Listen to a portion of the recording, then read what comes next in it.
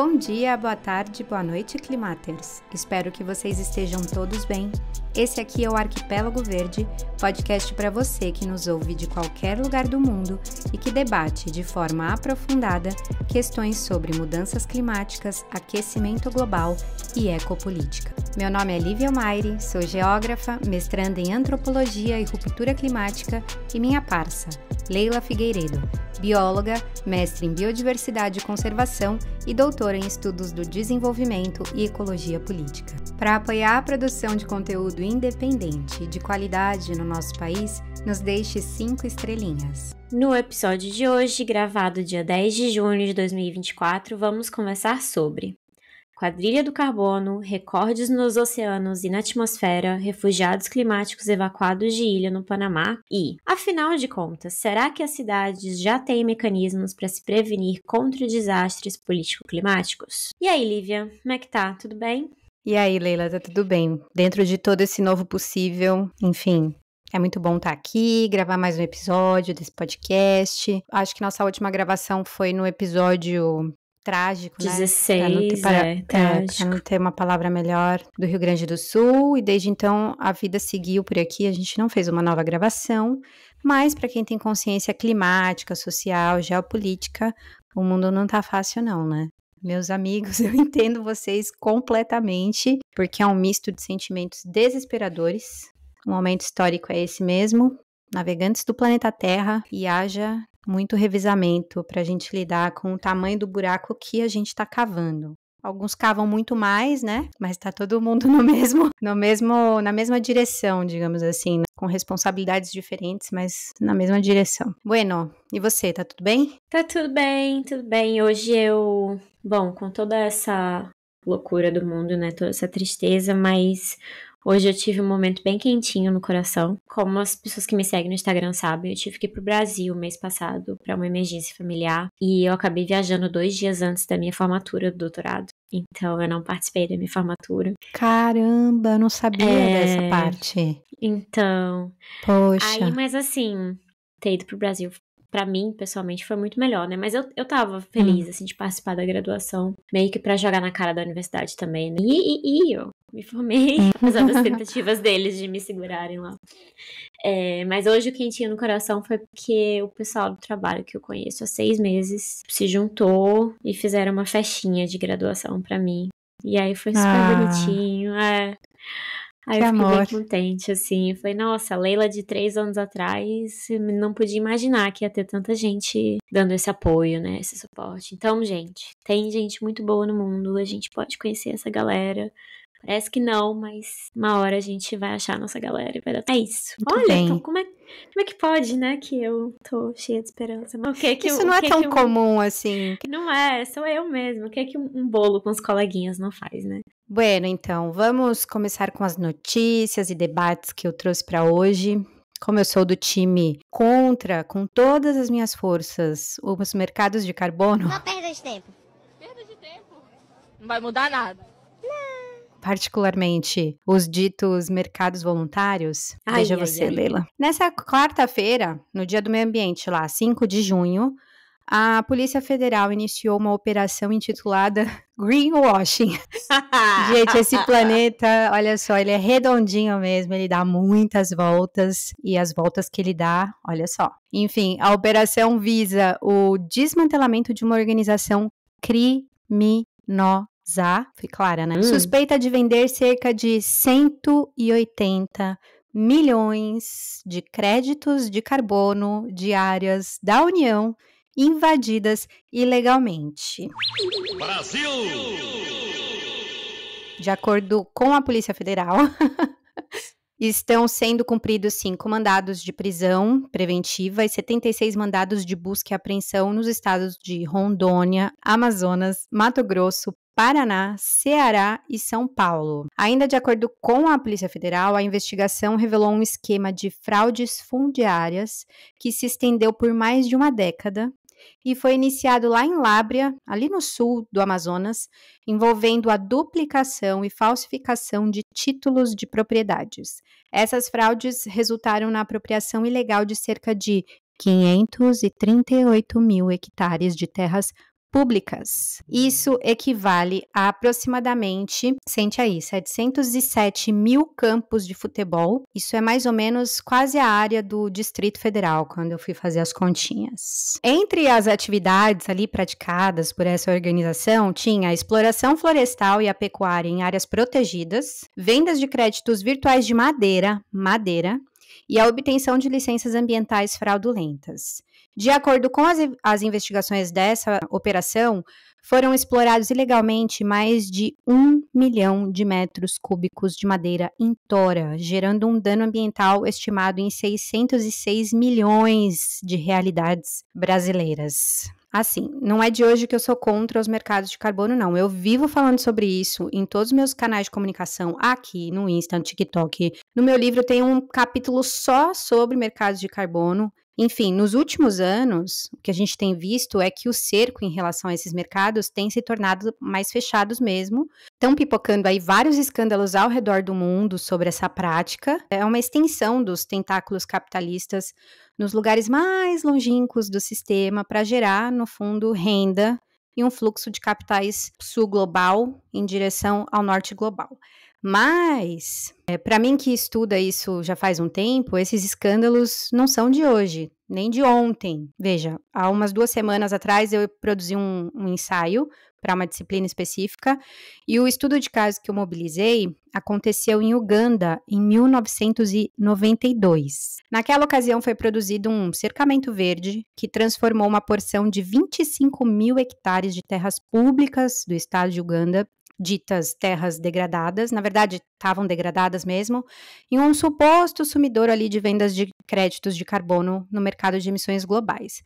Créditos esses administrados por uma empresa holandesa. Veja, meu bem, 1992 são 5 anos antes do protocolo de Kyoto, da COP3. A gente vai entrar agora, no final do ano, na COP29, né? Veja o tempo disso. Naquela época, na COP3, foi o momento em que os mercados de carbono foram instituídos oficialmente como uma solução global contra a crise climática e como chave para reduzir as emissões globais de gás de efeito estufa. E foi a partir daquele momento que os mercados de carbono foram se tornando essa coluna vertebral aí da governança climática global. Daí eu te pergunto, por que será que apostaram tanto nesse sistema financeiro político das moléculas de carbono? Por que será? Um dia a gente tem que colocar o vídeo da nossa gravação, porque a gente faz umas trocas de... Foi muito engraçado o que a Leila fez agora. O que é isso, amiga?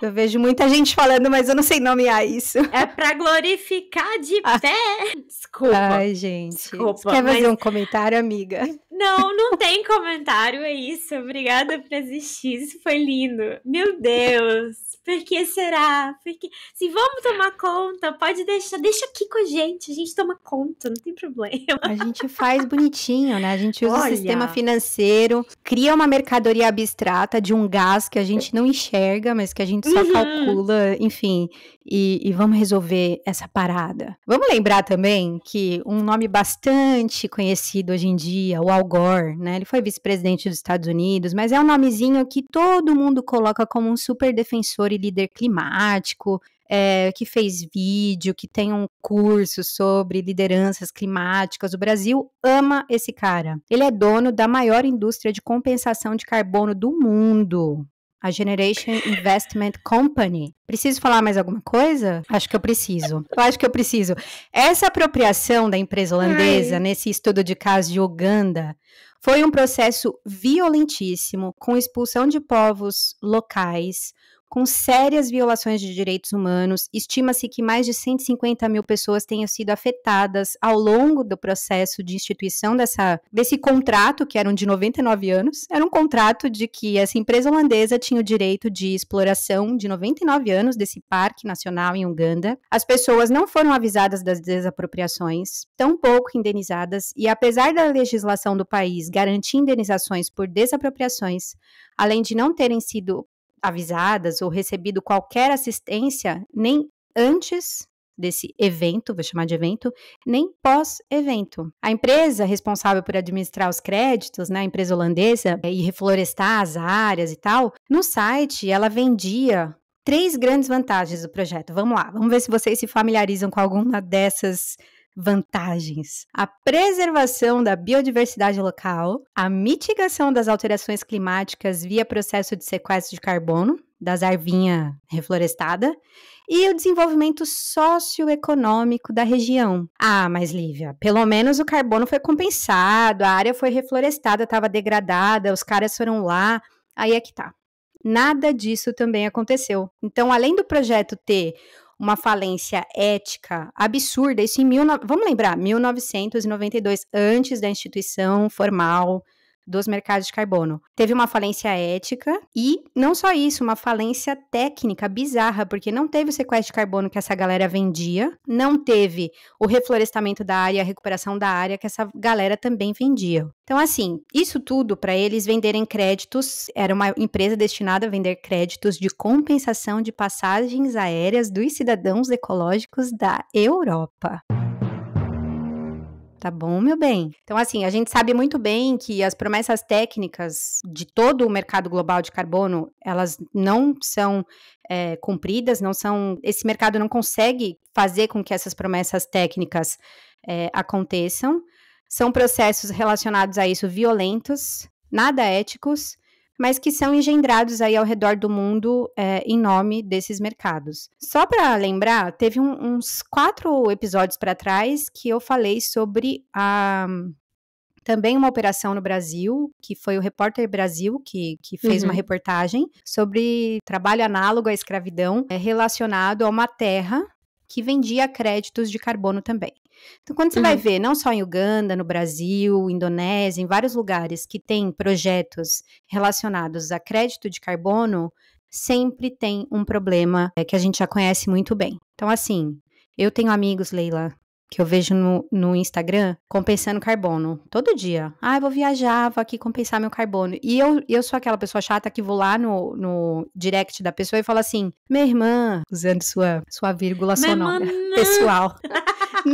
Não faz isso. Não, mas é 3,70. Não, mas é que isso tá produzindo um neocolonialismo verde lá nessa terra que você tá achando. E aí as pessoas imaginam, né? Uma floresta intocada, comunidades locais felizes, porque são essas as imagens que essas empresas vendem. Mas no fundo, não é nada disso que acontece, né? Ai, gente, olha, é isso. Infelizmente, a gente tem até um episódio sobre isso, o episódio 4, que eu falo do Haddad, da Marina Silva e dessa loucura do mercado verde deles, do crédito de carbono na Bolsa de Valores de Nova York, não sei o que coisa e tal, da B3. Gente, é tudo uma mentira, é tudo uma grande enganação. É o tipo da coisa, a gente tá preso num limbo muito interessante, eu acho, assim. Sociologicamente interessante mesmo, de... Uma parte de nós demorou anos para entender o que tá acontecendo e agora já se desesperou e acha que nada mais pode ser feito. E a outra parte de nós que já se desesperou agora tá tentando se manter fazer coisas dentro do sistema capitalista para tentar lidar com a situação. Então, tá tentando compensar o seu carbono, tá tentando, sabe, trabalhar para uma empresa de consultoria de licenciamento ambiental ecológico. Outro dia eu ouvi a expressão agroambientalista. Olha, tenha dó, né? Me compre um bode. As coisas têm limite, pô. Sabe, tem limite. É difícil. É difícil. E para completar, fazer um arremate, ao longo dos anos, esses mercados de carbono são responsáveis por atrasar diversas soluções que deveriam estar sendo pautadas, sim, na ciência, no net zero, como um quadro científico correto, onde se calcula o orçamento de carbono, tal, não sei o quê, tudo até aí tá tudo ótimo. O problema é como, né? E aí a gente tem uma transição, já falei isso em outros episódios também. A gente tem um deslocamento para lidar com a crise climática do como para o quanto, né? Tudo acaba sendo quantificado em moléculas de gases no ciclo de carbono do planeta e a gente para de discutir o como a gente vai fazer isso, né? E fica restritos ao quanto cada empreendimento desse neocolonialista verde vai conseguir fazer pela sociedade e pela transição para descarbonização, e aí por aí vai, né? Tem várias coisas dentro desse imbróglio todo que são as moléculas como mercadoria, né? Sabe uma coisa que eu queria que a gente pensasse também? E a gente fala todo mundo que tá escutando o podcast, né? É a coisa de que preservação é diferente de conservação. Muito bem lembrado. Tem gente dentro das florestas, tem gente em áreas degradadas. E essas pessoas normalmente não são quem degradou, não são quem fez com que aquele ambiente deixasse de ser conservado. Então, essa noção da gente de, não, a gente tá reflorestando, aí bota um eucalipto lá, né?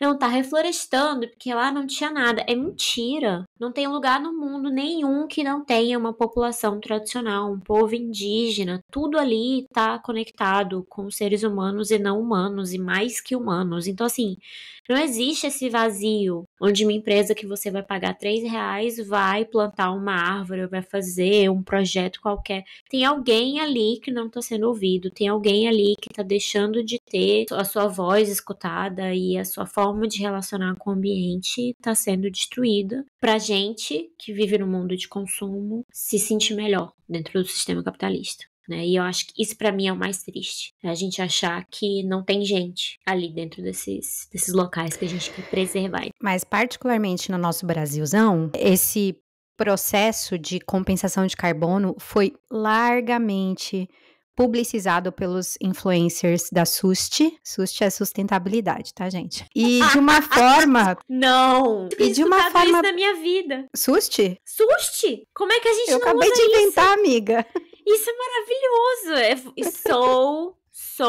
Agora todo mundo vai ter que me chamar de comunicadora sushi. Eu não quero outro maravilhoso. Sustentável. Tá inspirada hoje. Faz tempo que eu não tava gravando, então tô aqui recuperando o flow. Mas a questão é que esses influenciadores vendiam muito as camisetas da Hering com compensação de carbono e o projeto dos negócios com frete carbono neutro e tal. E eu lá na internet protestando contra isso. E teve um episódio que eu fui massacrada na internet porque eu tava indo contra uma empresa brasileira de reflorestamento, Eu nunca mais ouvi falar daquela empresa, inclusive. E quando saiu essa reportagem aí dessa operação da Polícia Federal, até mandei uma mensagem pra minha amiga Dani, da Sustento o Quê? O pessoal deve conhecer falando, tá vendo? Eu sendo mais, porque na época eu fui chorar no ombro dela, que eu tava sendo massacrada. Tinha um povo que era amigo dela, que tava me massacrando. Eu falei, é inacreditável que as pessoas desse meio, né, não que tenha um meio de sustentabilidade, mas que acabam trabalhando dentro desse nicho na internet, vender compensação de carbono como uma solução incrível para grandes empresas de fast fashion, assim, fazer esse link. E assim, aí vieram me questionar na época, mas... eles não têm obrigação de saber como é que funciona quimicamente ou financeiramente. Cara, se você tá vendendo alguma coisa pro seu público, ganhando dinheiro, no mínimo que você tem que fazer é se informar. Sabe, é igual aquela responsabilização dos joguinhos de cassino lá, que a galera, né, tá sendo indiciada aí por vender as coisas pro público. É a mesma coisa. Não, com certeza. Se tá fazendo dinheiro com isso, gente, se tá botando sua cara numa coisa, você tem que bancar. Sinto muito. Exatamente. Bom, vamos passar aqui era isso que eu trouxe dos mercados de carbono, vamos passar para as outras notícias climáticas e falar do que tá rolando um pouco no mundo, do ponto de vista mais climático mesmo, climatológico, da crise ambiental e climática.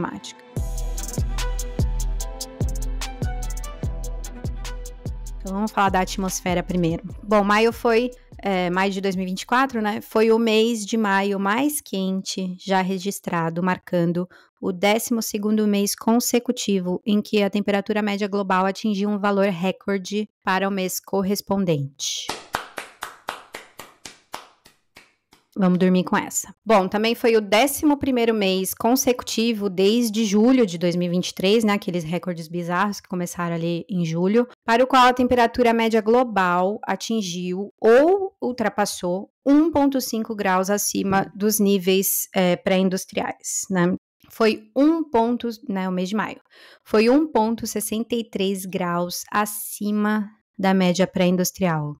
Cara, esse aqui é muito mais, 0,13 mais do que o acordado ali no Acordo de Paris, né? Esse é o panorama do mês de maio, de acordo com Copérnicos da União Europeia. Vamos falar de oceanos também, porque é uma coisa que, olha, é preocupante demais, né? Como eu venho falando há várias edições também, a situação é que os novos recordes na temperatura superficial dos oceanos vão funcionar de forma a potencializar a temporada de furacões, que acabou oficialmente, né? Começa agora em junho, e oceanos mais quentes é um combustível bastante ideal para ciclones tropicais, né? A previsão de que 2024 será a terceira temporada mais ativa já registrada, né? Quem ganha o pódio aí foi 2020, com 30 tempestades nomeadas. Mas tem mais coisa sobre o oceano, ó. Durante 421 dias consecutivos, teve uma onda de calor marinho no Atlântico Norte, e isso quebrou os recordes diários de temperatura de todos esses dias aí. E a gente tá vivendo um quadro de evento de branqueamento em massa de corais, né? O quarto evento dessas proporções. Ah, mas eu moro lá no interior.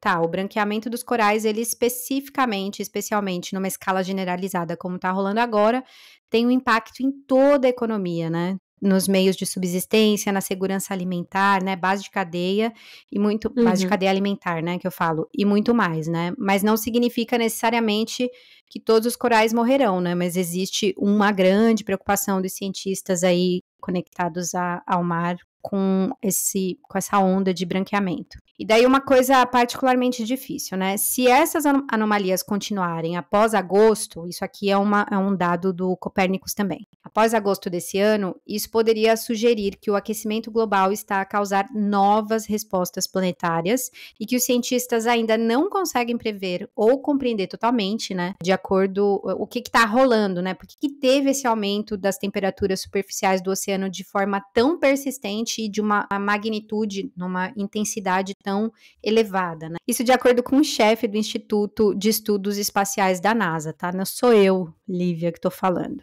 Gente, como alguns de vocês sabem, eu moro num país que tem muito terremoto. Tem terremoto todo dia. Uns a gente sente, outros a gente não sente. E em 2016, teve um terremoto fortíssimo numa cidade costeira chamada Kaikoura, que é a minha cidade favorita, aqui da Nova Zelândia. E é um lugar onde eu faço licenciamentos ambientais. O assoalho marinho de Kaikoura subiu 2 metros. Então teve uma mortandade absurda de algas, de peixes, de invertebrados marinhos, de tudo. Porque simplesmente o fundo do mar subiu com o terremoto. E aí, o que os cientistas falaram? Não, beleza. Porque isso é horrível, matou milhares, milhões de seres vivos, mas foi um processo que a gente não tem controle, não pode fazer muita coisa para mitigar, mas isso faz com que a cidade tenha agora uma proteção contra o aumento do nível do mar, por conta da crise climática e tudo mais, e eles estimaram lá em 2018 que por conta dessa subida da rocha e tal, o nível do mar ia demorar 100 anos para impactar essa cidade. Porque esse assoalho, né, ia dar uma segurada. Essas rochas que subiram no fundo do mar ia dar uma segurada. Pois bem, a situação tá tão complicada, o nível do mar tá subindo tão rápido, que eles mudaram. Hoje eles divulgaram um estudo dizendo que não vai demorar 100 anos, que vai demorar no máximo, estourando 25 anos para a cidade começar a ter que considerar mudar de lugar, porque o mar vai chegar nas casas. Gente,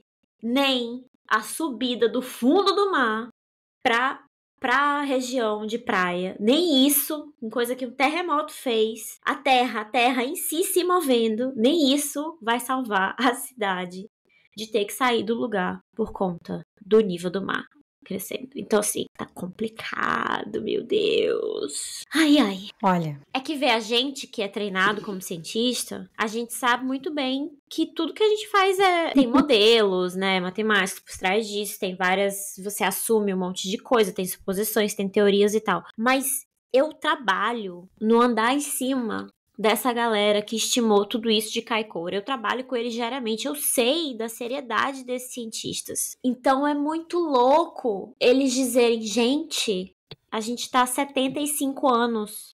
O erro nosso é de 75 anos. A gente precisa agora, começar a discutir seriamente pra onde essa cidade vai. Porque não vai segurar. O fundo do mar subiu e isso não vai segurar. Então, assim, eu li isso e fico assim, meu Deus do céu, não tem um lugar aqui pra eu chorar escondida.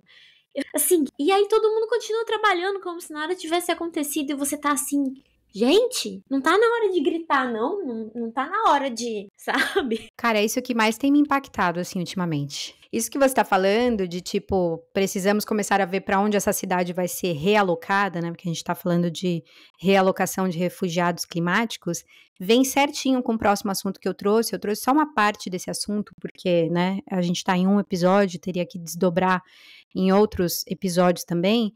Mas existe uma pequena ilha, chama Garde Sugdub, não sei falar, ou Sugdub, enfim, ao longo da costa caribenha, no Panamá, que é o lar do povo indígena Guna há gerações e gerações e gerações, e essa ilha tornou-se a primeira ilha da comunidade a ser realocada completamente por conta da subida do mar. A evacuação foi completada a semana passada e foram transferidas para um conjunto habitacional. Gente, dá um Google e vejam a situação desse conjunto habitacional em relação a tudo, né? Sério, não, é desesperador olhar, são mais ou menos 1.000 pessoas dessa etnia. Posso falar etnia? Não sei se é correto falar etnia, se não for, me desculpa, gente. Deem um Google e deem uma olhada no conjunto habitacional que foi construído para a realocação dessas pessoas. Acabou de completar. Então, assim, faz muito sentido com o que você trouxe com esse episódio aí do que está acontecendo, porque existem dados também, já existem números de quantos refugiados climáticos surgirão desse nosso contexto de mudanças climáticas. No Rio Grande do Sul, a gente tem milhões de pessoas impactadas, né, com praticamente todos os municípios ali do norte do Rio Grande do Sul, do centro, ali da Lagoa dos Patos, que estão impactados pelo Guaíba, enfim. Todas essas pessoas que estão hoje deslocadas já são refugiados climáticos, né? Tem um estudo do CEMADEM, do nosso Brasil, que calculou aí, fez um relatório novo de qual o potencial de refugiados climáticos do Brasil. Acessem esses estudos. Eu vou deixar para vocês aqui nas descrições, para vocês terem uma noção de qual que vai ser o quadro dramático social que a gente vai viver. Quando a gente vive de emergências, tudo é suspenso e a gente começa a trabalhar em emergência. Primeiro, isso é muito perigoso. Estados de emergência são estados em que tudo pode, tá? Então, a gente precisa prestar muito atenção no que vai ser feito em relação à reconstrução do Rio Grande do Sul, à reconstrução das cidades, realocação de cidades, tudo isso a gente precisa ficar muito atento. E, gente, assim, só para encerrar aqui minha fala, eu gostaria de falar muito mais coisas, tá, Leila? Tipo assim, eleição na Europa, que foi ontem, coisas bizarras que estão rolando aqui, principalmente climáticas também. Eu achava que ter um podcast ia me deixar falar muito mais do que eu falo lá nas redes sociais. Mas olha, não tá se concretizando, entendeu? Mas uma coisa que a gente tem que trazer, eu acho, nos próximos episódios é sobre essa questão dos estados de emergência e essas coisas que decretam o mundo afora. E tem muito a ver com refugiados de guerra também, né? São espaços onde esses estados de emergência e todos os tipos de laboratórios sociais são produzidos, né? Então, enfim, a gente precisa estar atento a esse momento sociopolítico que a gente vai enfrentar a partir de já. É isso, eu vou ficar por aqui, Leila. É com você.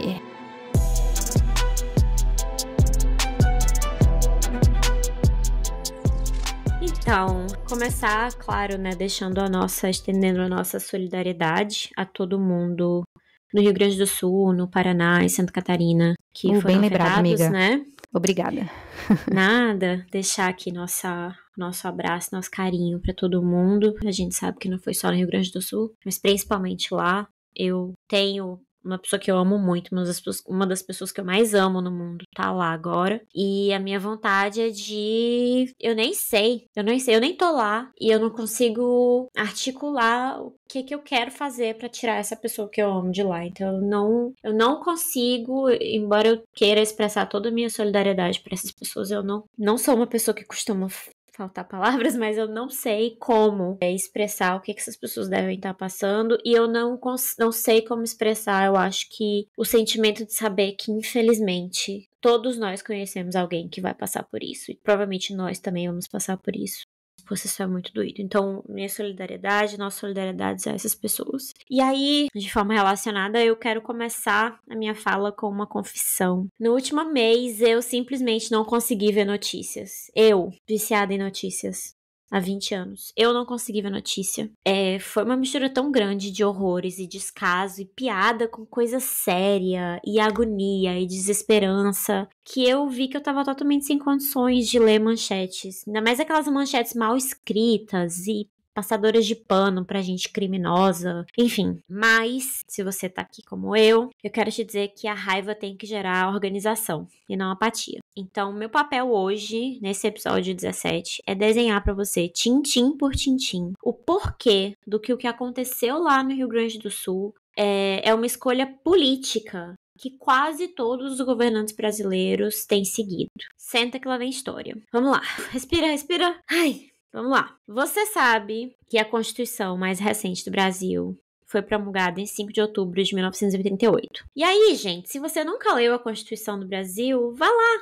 Leia um artigozinho por dia, porque olha, é um chuchu. Ela diz, lá no seu artigo 182, que municípios com mais de 20 mil habitantes precisam ter um plano diretor e que esse documento é proposto pelo Poder Executivo, no caso do nível municipal é a prefeitura, e esse plano diretor deve ser aprovado pela Câmara dos Vereadores do município, que é o representante do poder legislativo. O plano diretor, ele é um documento que ordena como a cidade vai se desenvolver socialmente, e pela Constituição, está escrito lá, eu não estou inventando. O objetivo do plano diretor é garantir o bem-estar e a justiça social para os habitantes daquela cidade. Em 2021, foi promulgado o Estatuto da Cidade, que foi a lei que regulou esse artigo da Constituição. E esse estatuto ele começa falando que a cidade precisa ser sustentável, com direito à moradia, viu? Moradia, saneamento, lazer, transporte e serviço público, além de várias outras coisas.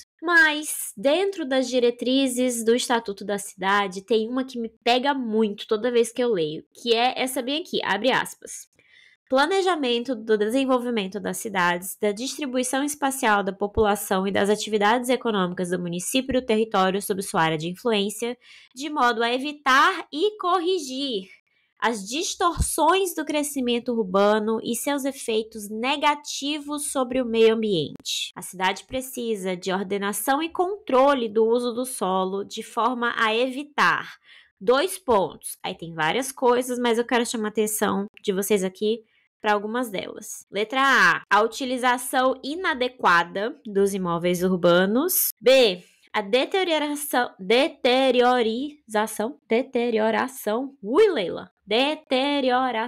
das áreas urbanizadas, a poluição e a degradação ambiental. E aí vem a que mais me pega, assim, a facada, que é a exposição da população a riscos de desastres. Tá lá, tá na Constituição, tá na lei que regulamentou esse artigo da Constituição. O plano diretor das cidades precisa proteger as pessoas para evitar a exposição da população a riscos de desastres. Viu, Eduardo Leite? Pelo amor de Deus. Nossa Senhora. Sebastião Melo também, né? Sebastião Melo, o sobrenome dele? Melo? Sim. E o vice dele, maravilhoso, do Brasil Paralelo. Do Brasil Paralelo. Nossa Senhor. E o que eu queria é que ele... Mas enfim. E aí fica mais detalhado, né? O Estatuto das Cidades fica ainda mais detalhado.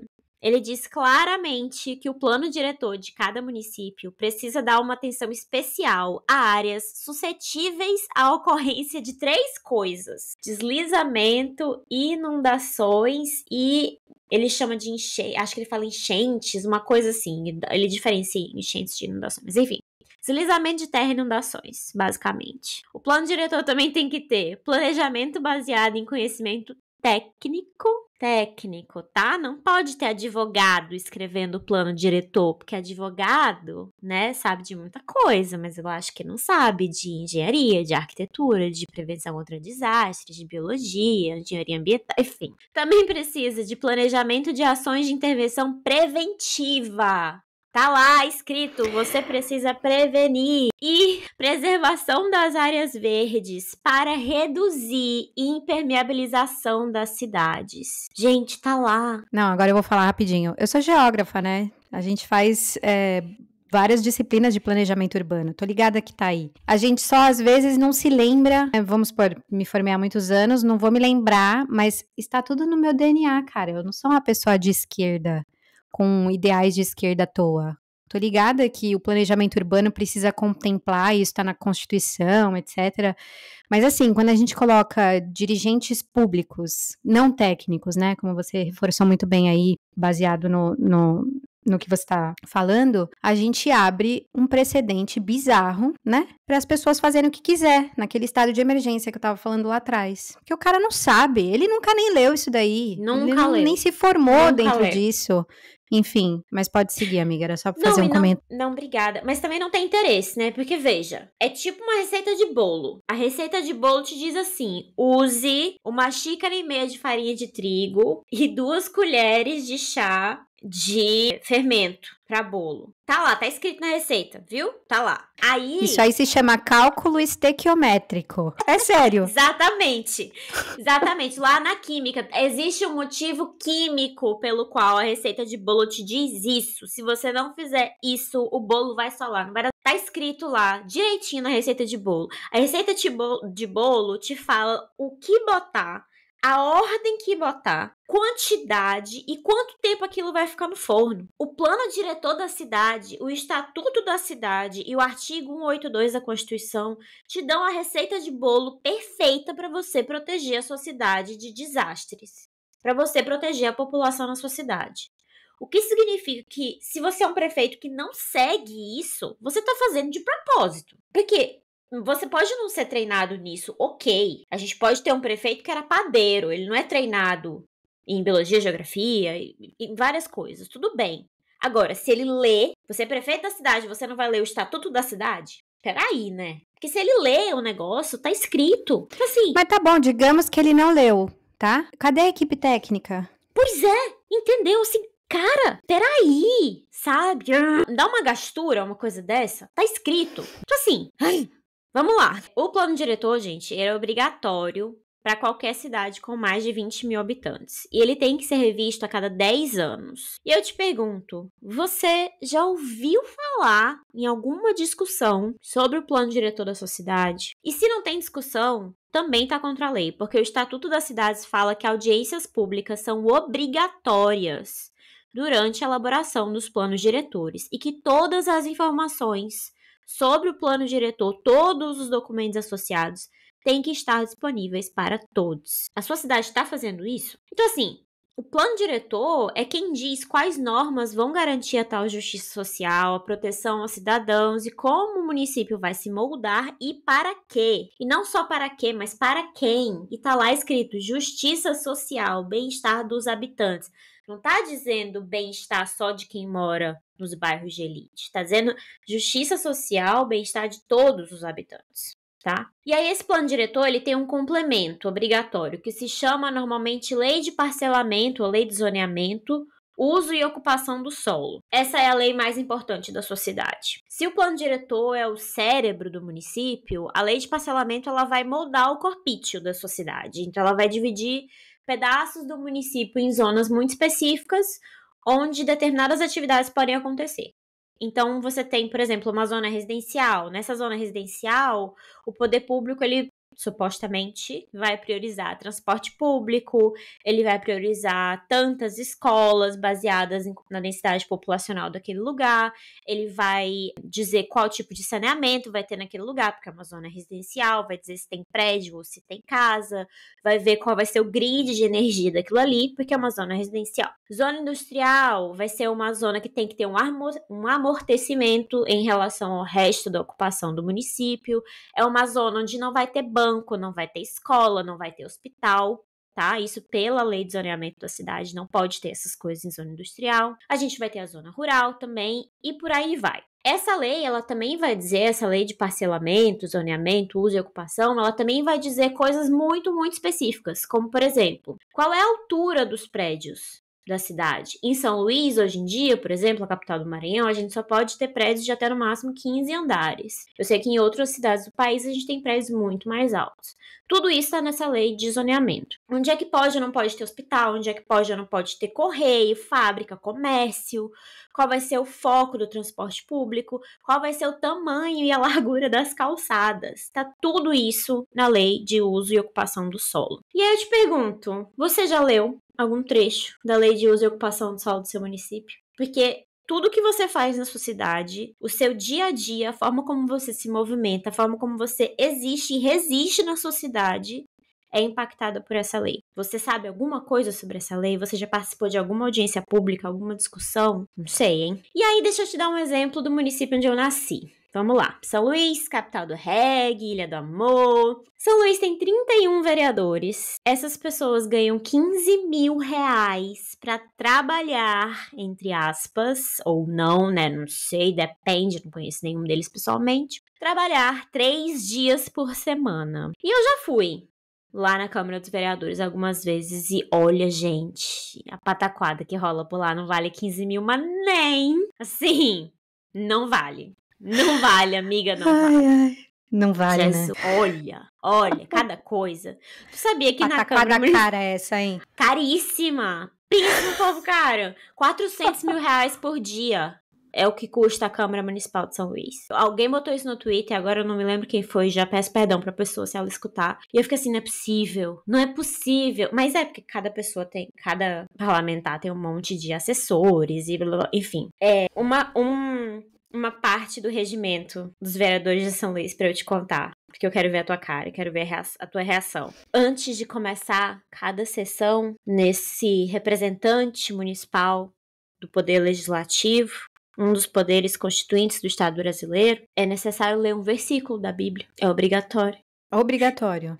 Obrigatório. Um vereador levanta e diz, agora eu vou ler um versículo da Bíblia. E ele vai lá e lê um versículo da Bíblia, no Estado laico. Olha, sem palavras, cara. Sim. Não dá. Que momento histórico que a gente tá vivendo, hein? Olha. Aí, da última vez que eu fui lá, eu vi isso e falei assim, eu vou pular no pescoço de alguém. Eu vou ter um troço. Eu achei que eu ia ter um piripaque bem ali naquela hora. Porque isso não é possível que a gente tá pagando pra isso, cara. Não tô desrespeitando a religião de ninguém, mas assim, Estado é laico. Entendeu? Assim, sabe? Putz, hein? Enfim. Ai, gente.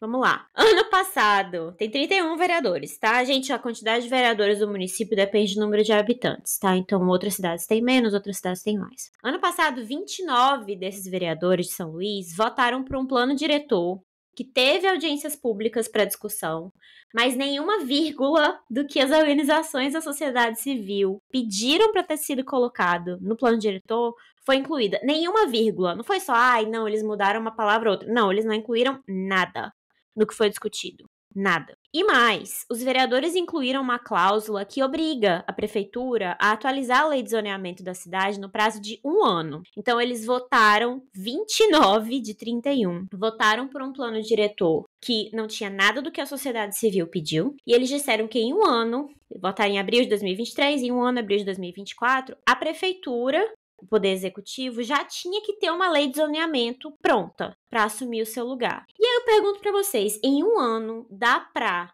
educar as pessoas da cidade sobre a importância dessa lei, explicar para elas o que precisa ser feito e conduzir audiências públicas sobre esse tema? É impossível. Eu estive numa audiência pública sobre isso, que foi chamada por um coletivo de vereadores, e os únicos vereadores presentes eram os 5 que fazem parte desse coletivo e um outro que leu o versículo da Bíblia. Dos 31, só tinha esses.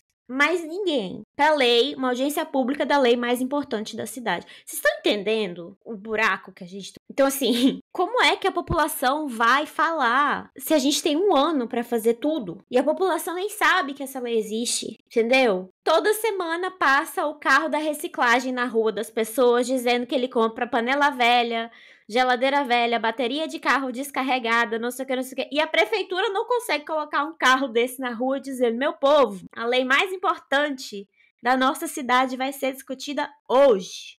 Amanhã, sei lá, daqui a 1 semana. Se preparem, vamos todo mundo lá conversar. Entendeu? Assim, sabe? Não entra na minha cabeça que uma coisa dessa não é feita de propósito, né? Não sei também se eu... quero demais, não, né? Tá, eu achei que você fosse falar que não entra na sua cabeça uma coisa dessa é feita, mas daí tem o de propósito depois, né? Claro, é feita de propósito. Gente, Pelo amor de Deus, né? É um ritual bem... Sabe? E aí diz gestão democrática da cidade, pelo Estatuto da Cidade, ela exige participação na sociedade civil. Se você não dá tempo, se você não informa a sociedade civil do que ela precisa participar, existe democracia nessa cidade? Não. Pelo Estatuto da Cidade, pelo artigo 182 da Constituição, não existe democracia nessa cidade. Ponto. Só que aí tem uma coisa. Quem é que consegue ser ouvido em um ano?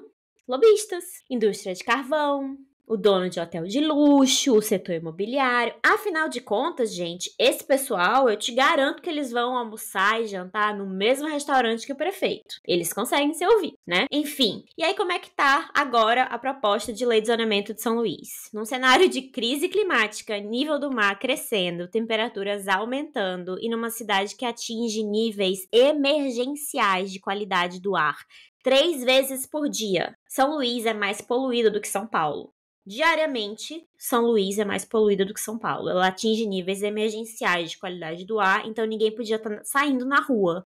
Em São Luís, mais de 1 milhão de habitantes, não deviam sair na rua para não ficar doentes. Enfim, a prefeitura e os vereadores querem expandir a zona industrial, transformar a zona rural, que é cheia de córregos e nascentes, em barragem de rejeito de alumina, transformar áreas verdes em zona residencial, aumentando a especulação imobiliária e aumentando a impermeabilização da cidade, o que lá no Estatuto da Cidade diz que não é para fazer. E eles também querem aumentar o gabarito dos prédios. Gente, São Luís não tem sistema de esgoto que consiga lidar com um prédio maior do que 6 andares. A gente já tem prédio de 15 andares. Querem aumentar o gabarito para prédios de 20 andares. As pessoas vão estar literalmente andando em cocô na rua, porque os canos de saneamento não dão conta dessa quantidade de prédio. E tem mais, os prédios vão ser construídos na zona mais nobre, mais rica da cidade, porque o rico, ele é feliz quando ele mora acima de outro rico, ele não pode morar abaixo. Então tem que ter prédios cada vez mais altos. O problema é, os ventos entram em São Luís, vindos da direção nordeste. Quando constroem esses prédios na área mais rica, na área mais próxima da praia, você tá barrando a ventilação do resto da cidade. E potencializando um fenômeno que se chama ilha de calor. Então, assim, tu quer me dizer que eles não sabem disso? Tu quer me dizer que uma pessoa que é técnica ou um governante com o mínimo de interesse na sociedade, ele não consegue entender isso? Que ele não tem saneamento capaz de lidar com prédios dessa altura, com essa quantidade de residências? Então, é político. É uma escolha política que ele tá fazendo. Então, esse é o exemplo da minha cidade, onde eu não moro mais, mas eu amo de paixão. E eu pergunto pra vocês, será que São Luís é tão pior assim do que a sua cidade? Como é que tá a cidade que vocês moram? Como é que tá a cidade que vocês vivem, que vocês existem, que vocês resistem? O que tá acontecendo nessa cidade? Vocês estão sabendo? Porque, olha, é difícil. E aí, em São Luís, está tendo muita resistência a esse projeto de morte. Mas muita mesmo. Principalmente de organizações sociais da zona rural. E eu vou dizer para vocês, a zona rural de São Luís tem algumas das pessoas mais combativas, não só que eu já vi, porque eu vi pouca gente na minha vida, que eu já li, que eu já ouvi falar, que eu já, sabe, é um pessoal extremamente compromissado com a sua saúde e com a saúde das outras 1.200.000 pessoas da ilha. É um pessoal que bota a cara a tapa, que resiste muito, que é criminalizado muito, muito, muito mesmo por governo estadual, por governo municipal, e que o resto de nós, a população urbana, simplesmente ignora. Infelizmente, eu não sei se na sua cidade, aí você que tá nos ouvindo, não sei se é assim também que acontece,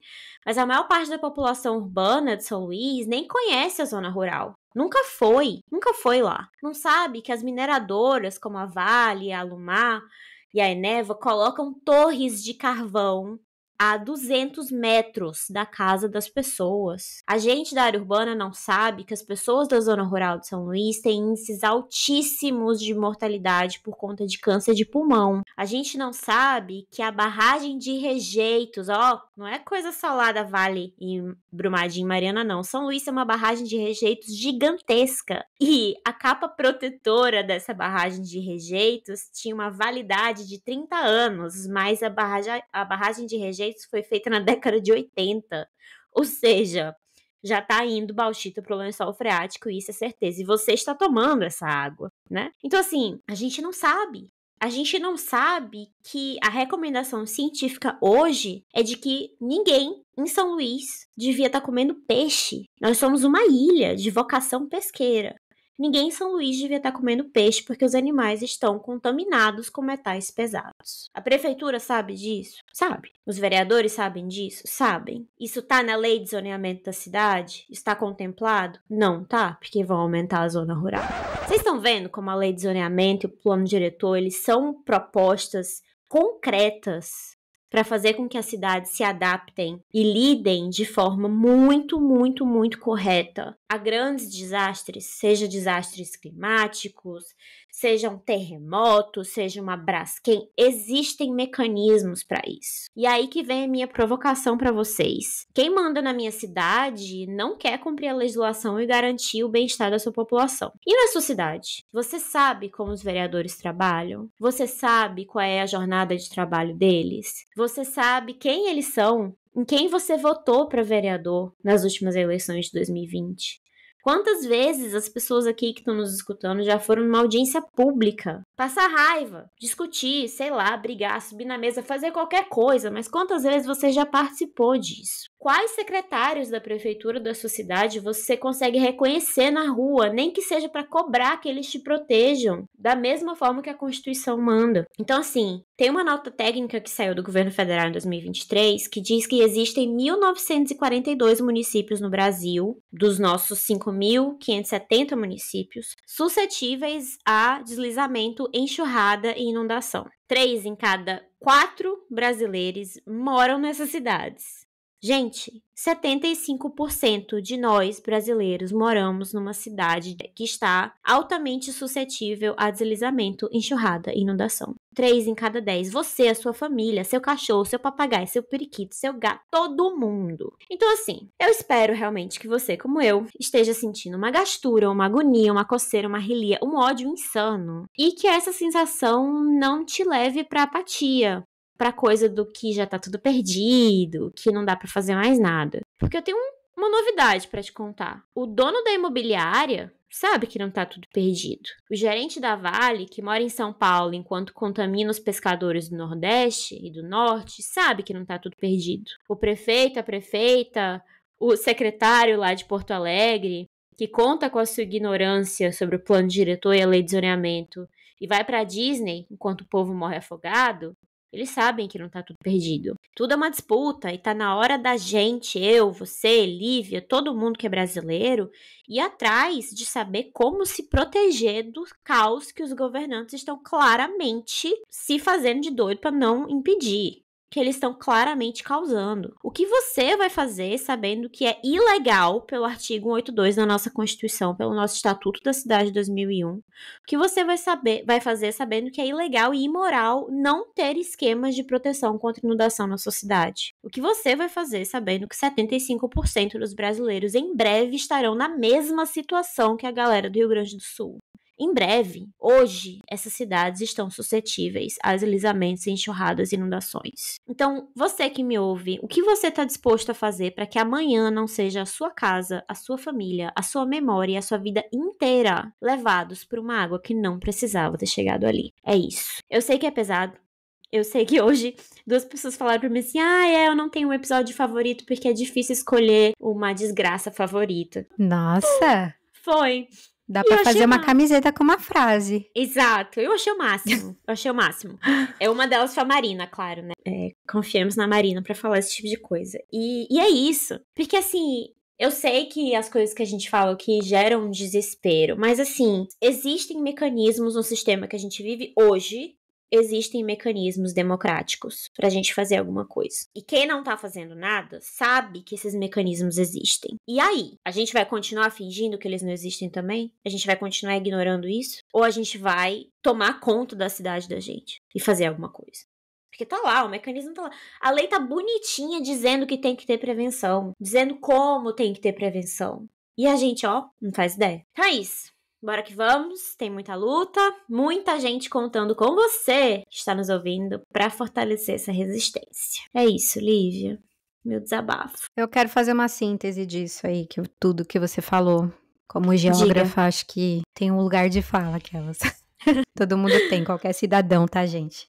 Mas enfim, essa cidade densamente concretada, né, como você colocou em vários momentos aí, é uma escolha política 100% contra a Constituição Federal, Plano Diretor, Estatuto da Cidade, todos esses instrumentos que você colocou muito bem colocado aí na sua fala. E aí, eu vou já direto para uma indicação, para não perder a ternura aqui. Diga. Sem arrudeios, que é assim, eu podia indicar um negócio do seu bairro, tal, algumas coisas que vem fazendo corriqueiramente nos episódios passados, mas eu acho que o momento pede para que a gente se torne um pouco mais cidadão, da maneira que der. Então, tipo, procura uma associação no seu bairro, alguma organização civil, social, alguma ONG, qualquer coisa, procura e dá uma olhada se tem alguma forma que você pode fazer para se engajar, que seja uma vez por mês, que seja uma vez cada, sei lá, 15 dias que você possa se engajar nisso, porque nesses territórios do seu bairro, do lugar onde você mora, do lugar onde você está, é o lugar mais importante para você se engajar socialmente e politicamente. Tem uma outra indicação que seria também se associar a algum tipo de CSA, que é aquela Comunidade Sustenta Agricultura. Porque no momento que a gente está, desses perigos todos, né, 75% da população está, exposta a algum tipo de desastre não natural. É bom frisar. Você se conectar a uma comunidade que produz alimento orgânico de forma agroecológica, etc, seria uma boa saída preventiva e de fortalecimento dessa conexão campo-cidade para os momentos que a gente vai enfrentar. Porque, tudo bem, a gente pode viver de solidariedade. Deu um problema lá no Rio Grande do Sul, o Brasil inteiro se mobilizou, não só o Brasil, outros brasileiros, né, aqui na Suíça, a galera mandou avião com roupa, doação, etc. De Portugal também tiveram vários lugares em que os brasileiros se organizaram para fazer isso, mas isso não é o que vai sustentar o combate a essas situações de emergência que vão acometer, né? Vocês já sabem disso, daqui para frente a nossa sociedade. Então, seria bom começar. Eu sou contra, já falei isso em outros episódios, o ativismo de sofá, né? O pessoal fala que ativismo de sofá é válido e tal. Cara, eu sou completamente contra isso daí. Isso daí não funciona, não. A gente precisa se engajar socialmente, de alguma maneira. Eu sei que é difícil, 24 horas por dia, a galera trampa, mas existe um revezamento social que dá para ser feito. Somos quantos milhões no Brasil? Né? Vamos falar de população adulta. Quantas milhões de populações adultas existem no Brasil? Existe na sua cidade, no seu bairro. Então, é possível se organizar e se engajar em algum tipo de luta que combata na raiz dos problemas essas questões. Então, fica aí a minha síntese em relação a tudo que você falou e a minha indicação para a gente não perder a ternura nesse momento de pânico, desespero e tudo isso. Eu também perdi um pouco as esperanças essa semana, mas já estou aqui recuperando, fazendo o quê? Compartilhando minhas angústias, tentando mobilizar a sociedade em relação a alguma coisa, enfim, é isso, essa é a saída. Não, e gente, assim, se você tá um pouco perdido de como fazer isso, eu recomendo os materiais disponíveis no site da Teia dos Povos. Eles falam muito de autogestão, eles falam muito de autoproteção. Eles estão agora, vai ter até inclusive um mini curso, eles têm mini cursos de como armazenar sementes, eles têm um monte de coisa maravilhosa, muitos recursos, todos disponíveis, todos gratuitos, que a gente pode ver, não só para se engajar, mas para se inspirar, e também tem uma coisa assim que eu acho que é super importante a gente aqui ressaltar. Cada pessoa tem um papel para cumprir nessa luta dos nossos tempos. Se você não tem condições materiais, se você não tem condições de saúde, não importa em que momento você esteja, você pode sempre fazer alguma coisa. Nem que seja agitação e propaganda por um dia. Um dia. Em um ano, você faça agitação e propaganda, você está fazendo muita coisa. Você está ajudando, você está contribuindo, você está marcando sua posição. Então, é um pouco do que a gente faz aqui também, né, de tentar trazer esses tópicos, não só de divulgação científica, mas assim, agitação e propaganda mesmo. A gente quer que as pessoas comecem a entender que a saída é nossa. Seja você anarquista, achando que o Estado não, em algum momento não tem que existir, que o Estado não vai resolver, seja você uma pessoa que acha que é através do Estado, mas um Estado popular, seja você alguém que é totalmente liberal e nos escuta porque caiu aqui de paraquedas e talvez você, sei lá, né, mude um pouco de ideia, não sei, aprenda alguma coisa e tal, não sei. Mas todo mundo consegue fazer alguma coisa. Mas a gente precisa começar a se organizar, porque tá... Pra não entrar no desespero, só se organizando, realmente. E ganhar fôlego, né? Ganha muito fôlego nessas lutas diárias. Sábado eu fui pela primeira vez na manifestação aqui contra o genocídio palestino. Lembra que eu falei que eu tinha medo de ir e tal? Cara, foi a primeira vez que eu fui. Falei, tem que ir. Fazer o quê? Foi, tipo, muito forte, assim, né? Não é uma manifestação grande, né? A gente não tá numa cidade grande como São Paulo ou qualquer outra referência de megalópolis aí pelo mundo afora. Mas, cara, você tá na luta ali com pessoas que estão defendendo a mesma coisa que você acredita, é uma coisa que te dá um fôlego, sabe? Então, buscar esses momentos também é um antídoto contra esse desfalecimento que a gente vem passando, estando vivos, nesse momento histórico que a gente está enfrentando. É muita desgraça mesmo. E precisamos falar delas, porque existe muita gente lucrando, né? Nessa questão das cidades, o mercado imobiliário está enchendo muito os cofres de dinheiro às custas de vidas humanas. E a gente certeza. Não dá para ser a favor disso e nem fechar os olhos, né? Enfim. Com certeza. Qual que é a sua indicação para não perder a ternura, Leila, pra gente? Então, eu tô monotemática hoje. Também é uma coisa de ação, meio que de ação direta. Quando eu tava em São Luís, agora em maio, eu passei por uma situação bem complicada, onde eu vi um caso horroroso de maus tratos a animais não humanos, num lugar bem famoso, lá da Ilha de São Luís. E aí eu fui orientada a fazer uma denúncia online na Secretaria de Segurança Pública, e quando me responderam, foi dizendo que eu tinha que ir na Delegacia de Meio Ambiente, porque a Secretaria de Segurança Pública do Estado não era o local apropriado para fazer isso. Eu, aqui na Nova Zelândia, não tenho acesso ao sistema das delegacias brasileiras para fazer um boletim online. E a delegacia lá tem Instagram, mas não tem um site que funcione para você fazer a denúncia, fazer o BO. Então, a minha indicação para não perder a ternura de hoje é: quando você olhar uma situação dessa, denuncie. Eu recebi um monte de comentário, procurei um monte de veganos em São Luís, dizendo: gente, eu tenho umas imagens, eu tenho umas fotos, vocês podem me ajudar a ir na delegacia, fazer o BO, porque daqui eu realmente não consigo ter acesso pro papapá. E aí a galera me mandou links de protetores de animais e tal. Eu falei com algumas pessoas e a resposta de todo mundo foi: coloca na internet, faz um vídeo na internet. É o ativismo de sofá. E eu tinha feito. Isso que olha, gente, assim, sabe? Ativismo de sofá. Eu tinha feito, eu fiz o vídeo quando eu tava em São Luís e quando eu tinha entendido que o caminho era a Secretaria de Segurança Pública. Por isso que eu não fui na Delegacia do Meio Ambiente, porque eu entendi que o caminho era outro. Então, assim, eu queria que todo dia a gente vê alguma situação complicada em algum lugar.